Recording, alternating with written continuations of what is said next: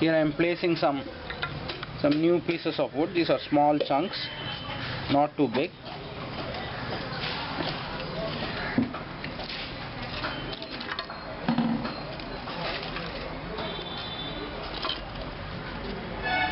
You push it in, and initially you will get some smoke for a few minutes or a few seconds till that wood becomes hot enough to start to pyrolyze.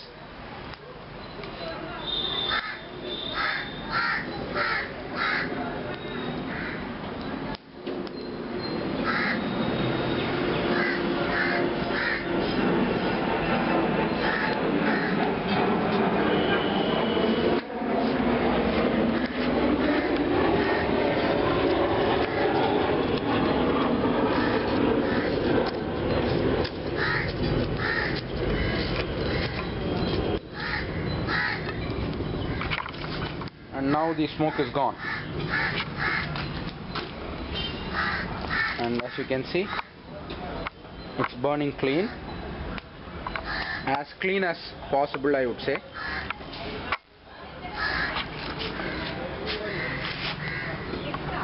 And if you have slightly damp firewood, you can place it on either side so that it becomes preheated before you put it into the chamber.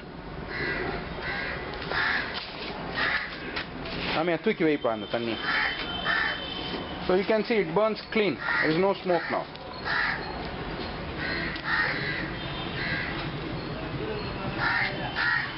அந்த கட்டையோட சைடுல இருந்தே அப்படியே புகையிறது பாரு, மாங்கட்டை. அதான் அது உள்ள போடாது.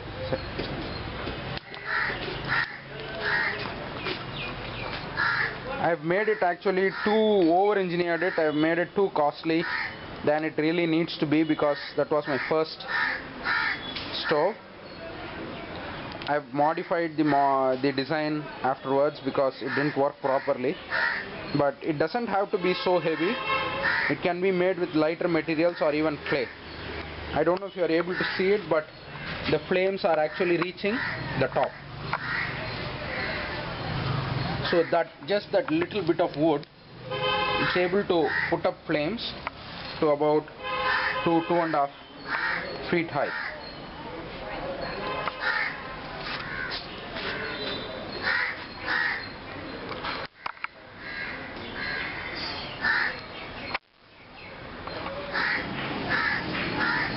Actually, I have made a stand for it so that it doesn't heat up my cement floor.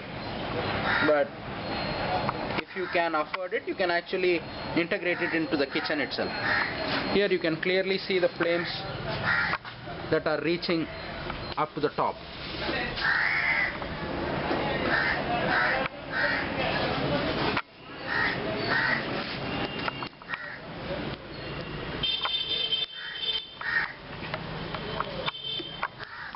That is where the burning is taking place, and this is where the air goes in, and there is a grate between this and this, so the air goes through there.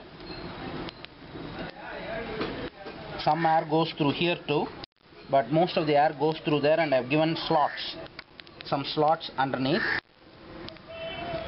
and the air is forced all the way to the top. And there is just one tube, square tube, and then there is a round tube around it to provide insulation, and I have filled that round tube with wood ash and perlite and vermiculite and things like that.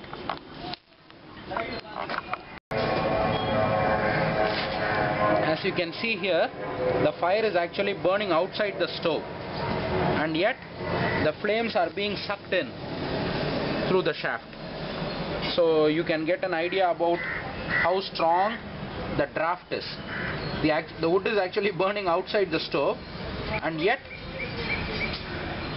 the flames are being sent to the top of the stove. As you can see, it burns clean. There is no smoke, and there is a bottom chamber, as you can see,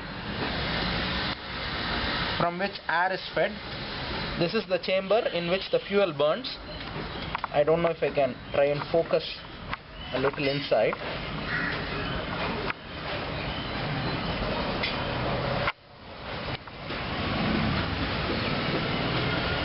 And this is the stove, and it's burning about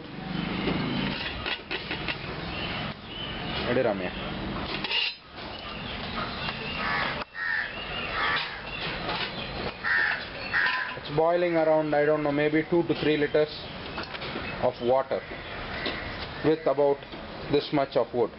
That might have been about 150-200 grams of wood. So it's very efficient, but only thing is it takes a little longer than a conventional stove because we concentrate the flame and we don't actually burn too much at a time. We just burn only what is enough. Actually, this burning itself is a little bit unnecessary because it is burning outside. Usually it burns only right at the center. So anyway, this is the stove, and these 2 bricks I've just kept them there for heat insulation because I didn't know how to provide insulation at the pyrolysis chamber. So you can actually cover it with cob or something like that, which I've actually done a little bit here. If you can see, I've covered that with cob. So it's a fairly simple construction. Rami, and the edampa and the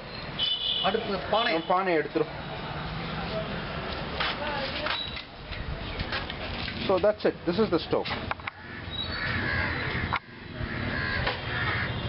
and in between you have wood ash and other thermally insulating materials.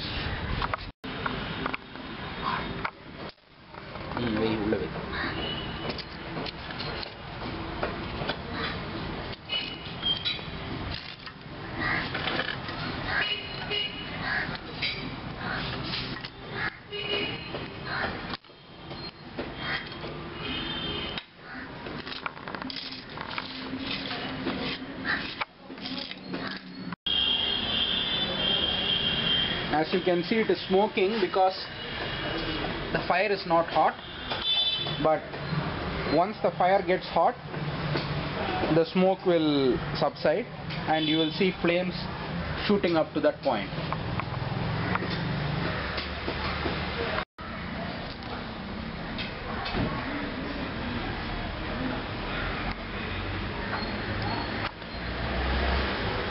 Here you can see the chamber in which I put the wood, and then the chamber below which takes in the air and brings out the ash.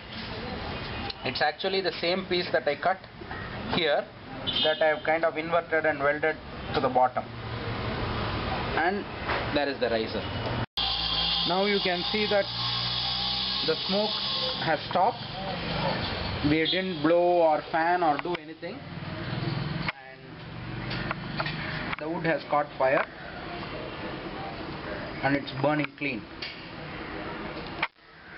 So only for the first few minutes of putting a new piece of wood in, not even first few minutes, maybe for half a minute, you might get a bit of smoke.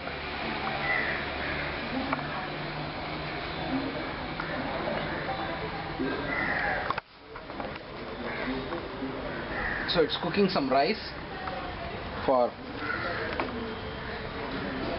these fellows.